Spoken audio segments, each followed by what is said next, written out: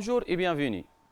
Au cours de cette séance, on va apprendre comment trier un tableau selon le principe du tri par sélection et à bulles. Ceci nous permet de résoudre le problème qui impose le tri des données. Trier un tableau consiste à organiser ces éléments par ordre croissant ou décroissant. Il existe plusieurs méthodes de tri. Parmi ces méthodes, on cite le tri par sélection, le tri par insertion, la méthode de tri rapide, le tri à bulles et la méthode du tri par fusion et le tri par tas. Dans ce qui suit, on s'intéresse à la méthode de tri par sélection et à bulles. Commençons par la méthode de tri par sélection. Le principe de cette méthode consiste à sélectionner le plus petit élément ou le plus grand, ensuite placer cet élément dans sa position correcte. Ensuite, on va répéter ce processus sur le reste du tableau. Soyons plus pratiques et prenons l'exemple suivant. C'est un tableau nommé T de 8 entiers. Maintenant, on va découvrir comment sélectionner la position du minimum dans T. Pour ce faire, on va commencer par le premier élément. Donc, on suppose que pose min est égal à 1. Ensuite, on va parcourir le tableau allant de 2 jusqu'à 8. Et à chaque étape, on va faire des comparaisons. Donc, on va comparer T de 1 et T de 2. Il est clair que T de 1, elle est supérieure à T de 2. Dans ce cas, pose min reçoit 2. Ensuite, la comparaison se fait entre T de 2 et T de 3. Donc, ici, T de 3 elle est inférieure à T de 2, donc pose min reçoit 3. Par la suite, la comparaison se fait entre T de 3 et T de 4. Dans ce cas, rien à faire car T de 4 elle est supérieure à T de 3. Passons maintenant à faire des comparaisons entre T de 3 et T de 5.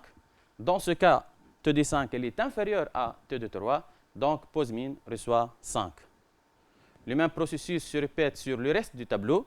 Donc maintenant, la comparaison se fait entre T de 5 et T de 6. Donc dans ce cas, rien à faire car T de 6 elle est supérieure à T de 5. De même pour T de 7 et T de 8. Donc à la fin de ce passage, nous avons déterminé la position du minimum. Maintenant, on va voir comment placer l'élément 4 dans sa position correcte. Pour ce faire, donc, il faut faire une permutation. Ceci se fait grâce à une variable auxiliaire, dite aussi variable intermédiaire. Donc, soit aux, une variable intermédiaire, dans laquelle on va affecter le contenu de T de 5 à aux. Ensuite, on va affecter le contenu de T de 1 à T de 5. Et enfin, on va affecter le contenu de aux à T de 1. Donc, à la fin de ce passage, l'élément qui se trouve à la position 1 est dans sa position correcte. Reprenons maintenant la même démarche, mais on va commencer par la position 2. Donc, on va affecter dans pose min 2. Ensuite, on va parcourir le tableau allant de 3 à 8. Donc, maintenant, et à chaque étape, on va faire des comparaisons. T de 2, il est inférieur à T de 3. Dans ce cas, pose min reçoit 3. Maintenant, la comparaison se fait entre T de 3 et T de 4. Donc, il est clair que T de 4 est supérieur à T de 3. Donc, ici, rien à faire. De même pour T de 5. Maintenant, la comparaison se fait entre T de 3 et T de 6. Donc, dans ce cas, nous avons T de 6 est inférieur à T de 3. Donc, pose min, elle va recevoir la valeur 6. Donc, on va poursuivre cette démarche sur le reste du tableau. La comparaison maintenant se fait entre T de 6 et T de 7. Donc, T de 7 elle est supérieure à T de 6. De même pour T de 8. Donc, ici, à la fin de ce passage, nous avons obtenu la position de minimum est égale à 6. Mais la position correcte doit être 2. Pour cela, on va faire une permutation. Donc, on va affecter le contenu de T de 6 à aux. Ensuite, on va affecter le contenu de T de 2 à T de 6. Et enfin, on va affecter le contenu de aux à T de 2. maintenant, les éléments qui se trouvent à la position 1 et 2 sont dans leur position finale. Maintenant, on va poursuivre cette démarche, mais on va commencer par 3. Donc, pose mine reçoit la valeur 3. Donc, on va parcourir le tableau allant de 4 à 8 et à chaque étape, on va faire de comparaison. La comparaison se fait entre T de 3 et T de 4. Ici, rien à faire, car T de 4 elle est supérieure à T de 3. De même pour T de 5, aussi pour T de 6, T de 7 et T de 8. Donc, à la fin de ce passage, nous avons trouvé la position du minimum qui est égale à 3 et la position correcte. Pour cela, il est inutile de faire des permutations. Donc, si I différent de pose min, dans ce cas, on va faire des permutations. Puisque ici, nous avons la position 3 et la position correcte, donc il est inutile de faire de permutations. On va poursuivre la même démarche maintenant sur le reste du tableau. À la fin, nous avons trouvé un tableau trié. Maintenant, on passe à déduire les instructions algorithmiques qui permettent de trier ce tableau selon le principe du tri par sélection. Donc, on va parcourir un tableau allant de 1 à n-1 et à chaque étape, on va affecter dans pose min le contenu de I. Ensuite, on va parcourir le tableau allant de I plus 1 jusqu'à n et à chaque étape, on va faire des tests. Si T de I est inférieur à T de pose min, dans ce cas, pose min reçoit J. À la fin de ce passage, on va faire un test. Si I différent de pose min, dans ce cas, on va faire une permutation. Dans ce cas, Ox elle va recevoir le contenu de T de pose min. T de pose min reçoit le contenu de T de I et T de I reçoit le contenu de Ox. Fin si et fin pour. Passons maintenant à voir l'exercice de valuation suivant.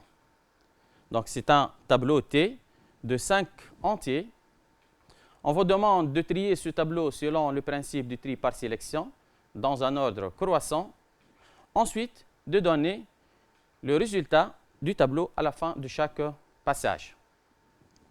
Donc, on va commencer par faire la comparaison entre T de 1 et T de 2.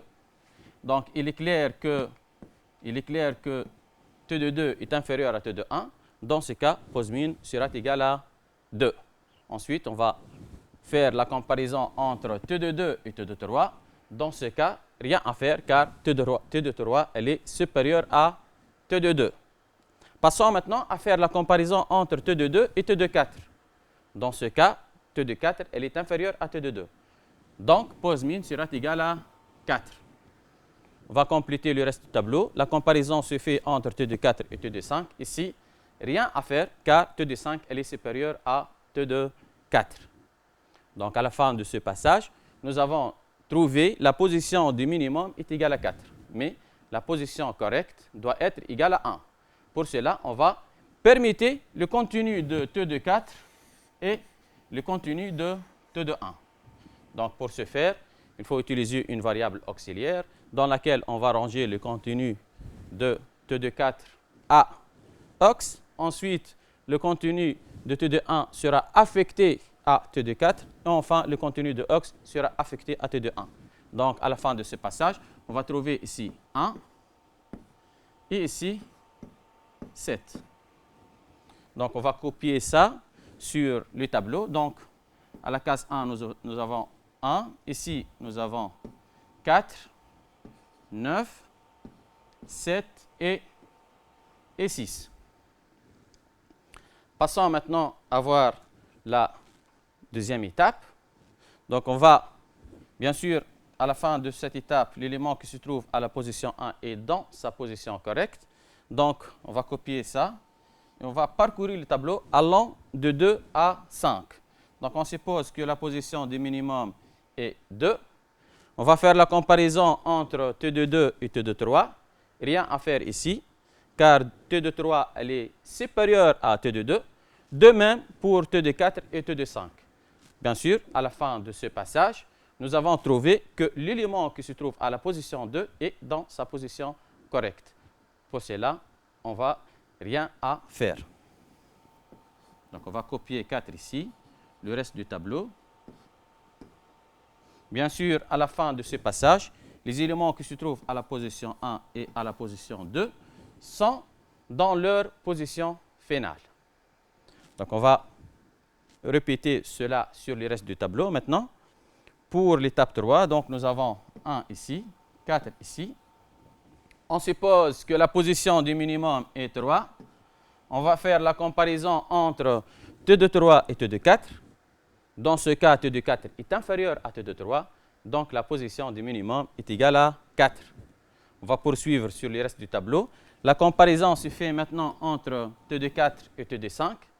Puisque T de 5 est inférieur à T de 4, dans ce cas, la position du minimum sera égale à 5. Bien sûr, à la fin de ce passage, nous avons trouvé la position du minimum est égale à 5. Mais la position correcte doit être 3. Pour cela, on va permettre le contenu de T de 3 et T de 5. Donc ici, est égal à 6. Ici, est égal à 9. Donc on va copier les données. Ici, nous avons 6, 7 et 9. Bien sûr, à la fin de ce passage, les éléments qui se trouvent à la position 1, 2 et 3 sont dans leur position finale. On va passer maintenant à voir l'étape suivante. Donc, on va copier les données 1, 4 et 6. On suppose que la position du minimum est égale à 4. La comparaison se fait entre T de 4 et T de 5. Dans ce cas, rien à faire car T de 5 elle est supérieure à T de 4. Donc, pour cela, on va copier les données ici, telles qu'elles sont. Bien sûr, à la fin de ce passage, le tableau il est déjà trié. Maintenant, on va voir la deuxième méthode de tri, c'est le tri à bulles. Le principe de cette méthode consiste à faire des comparaisons entre les éléments consécutifs 2 à 2. Ensuite, de permettre leur contenu dans le cas où les deux éléments consécutifs ne sont pas dans le bon ordre. Ce traitement sera répété jusqu'à ce qu'il n'y ait plus de permutation à faire. Passons maintenant à voir l'exemple suivant. C'est un tableau de 5 entiers. Il est demandé de trier ce tableau dans un ordre croissant.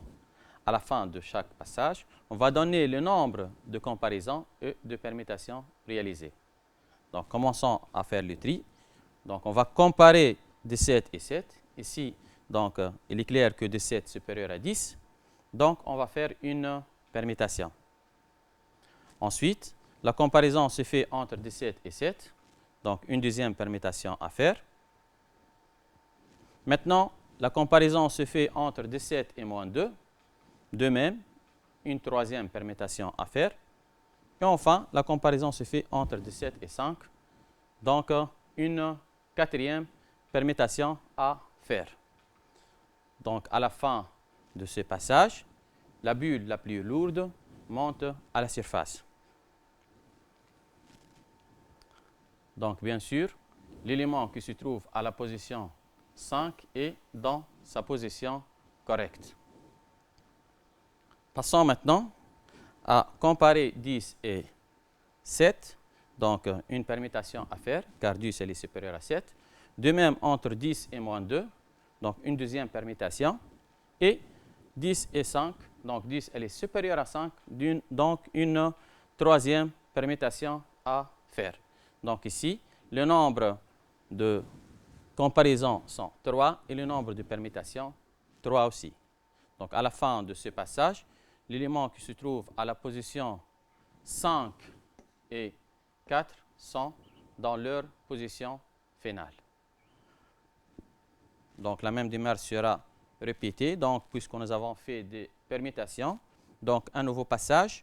7 et moins 2 donc, ne sont pas ordonnés, donc on va permuter leur contenu. De même, entre 7 et 5. Donc ici, une deuxième permutation à faire. Donc à la fin de ce passage numéro 3, nous avons fait 2 comparaisons et 2 permutations. Bien sûr, à la fin de ce passage, les éléments qui se trouvent à la position 5, 4 et 3 sont dans leur position finale. Maintenant, la comparaison se fait entre moins 2 et 5. Il est clair que moins 2 elle est inférieure à 5. Donc, à la fin de ce passage, numéro 4, nous avons fait une comparaison et 0 permutation. Donc, puisqu'il n'y a plus de permutation à faire, on peut conclure que le tableau il est trié. Passons maintenant à déduire les instructions algorithmiques qui permettent de trier ce tableau dans un ordre croissant. Donc, on va répéter un bloc de traitement jusqu'à il n'y aura plus de permutation à faire. Donc, jusqu'à une variable booléenne permute est égale à faux. Donc, à chaque étape, on va initialiser la variable logique permutation par faux. Ensuite, on va parcourir le tableau allant de i de 1 à n moins i.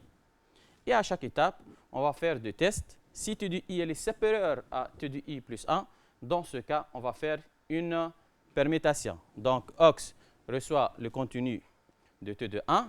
Ensuite, t de i reçoit t de i plus 1. Ensuite, t de i plus 1 reçoit ox. Et enfin, on va initialiser la variable permute à vrai. Donc, passons maintenant à voir l'exercice d'évaluation suivant. Donc, on vous demande de trier ce tableau dans un ordre croissant selon le principe du tri à bulles. À la fin de chaque passage, il est demandé de donner le résultat du tableau. Donc, on va faire des comparaisons entre t de 1 et t de 2. Donc, il est clair que t de 1 est supérieur à t de 2. Donc, une permutation à faire. Donc, on va échanger le contenu. Donc, ici 5, ici 8. Maintenant, la comparaison se fait entre t de 2 et t de 3. Ici, rien à faire, car t de 3 elle est supérieure à t de 2. Ensuite, la comparaison se fait entre t de 3 et t de 4. Dans ce cas, on va permuter le contenu, car t de 4 elle est inférieure à t de 3. Donc, on va permuter le contenu. Donc, on va mettre ici 3 et ici 9. Par la suite, la comparaison se fait entre t de 4 et t de 5. Donc, entre 9 et 7. Donc, on va faire une permutation car t de 5 elle est inférieure à t de 4. Donc, dans ce cas, on va mettre ici 7 et ici 9. Bien sûr, à la fin de ce passage, nous avons obtenu ici 5, 8, 3, 7 et 9. Bien sûr, à la fin de ce passage, l'élément qui se trouve à la position 5 est dans sa position correcte. Donc, on va reprendre ce traitement. La comparaison se fait entre 5 et 8. Donc, il est clair que 5 et 8 sont ordonnés, donc rien à faire ici. Maintenant, entre 8 et 3, donc on va faire une permutation. Donc, ici, on va mettre 3, ici 8. Entre 8 et 7, de même, donc on va mettre ici 7 et ici 8. Donc, on va copier les données. Donc, ici, nous avons 5, 3, 7, 8 et 9. Bien sûr, à la fin de ce passage, les éléments qui se trouvent à la position 5 et 4 sont dans leur position finale. Donc, on va reprendre la même démarche pour la troisième étape. La comparaison se fait entre 5 et 3. Donc, 3 est inférieur à 5. Donc, on va faire une permutation. Donc, ici, on va mettre 3, ici 5. Ensuite, la comparaison se fait entre 5 et 7. Donc, ici, rien à faire. Donc, on va copier les données. 3, 5, 7, 8 et 9. Bien sûr, à la fin de ce passage, les éléments qui se trouvent à la position 5, 4 et 3 sont dans leur position finale. Passons maintenant à voir l'étape 4. La comparaison se fait entre t de 1 et t de 2. Ici, rien à faire car t de 1 est inférieur à t de 2. Donc, on va copier les données. 3, 5, 7, 8 et 9. Donc, il n'y a plus de permutation à faire. Donc, on peut conclure que le tableau il est trié. Passons maintenant à voir l'exercice 3. Donc, il est demandé d'écrire un programme Pascal nommé tri qui permet de remplir un tableau T de n entier, tel que n entre 3 et 10.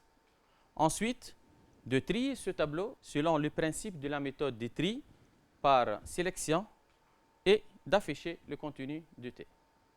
Donc, on va lancer le logiciel MyPascal.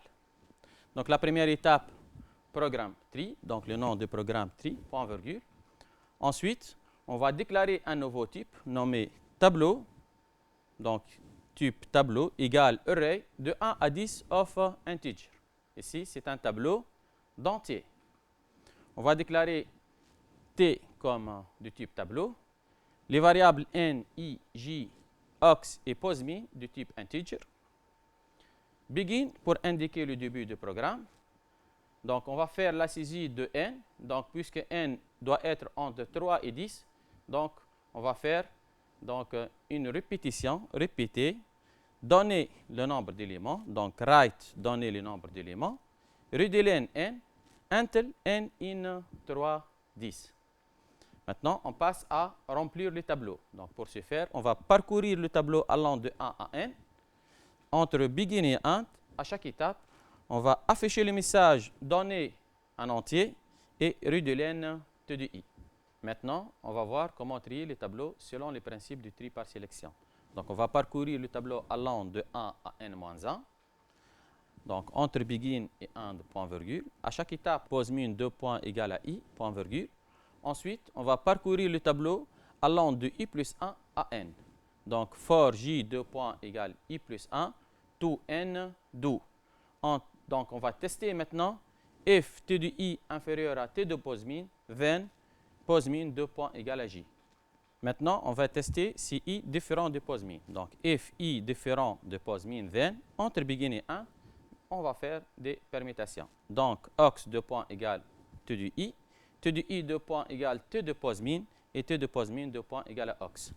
Donc, à la fin, on va afficher le contenu du tableau T.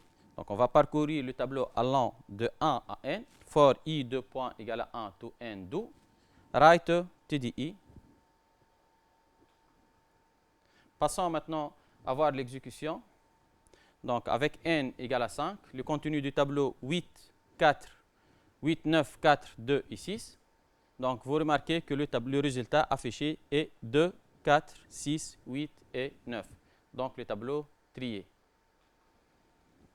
J'espère que cette présentation a été bénéfique pour vous. Je vous remercie pour votre attention.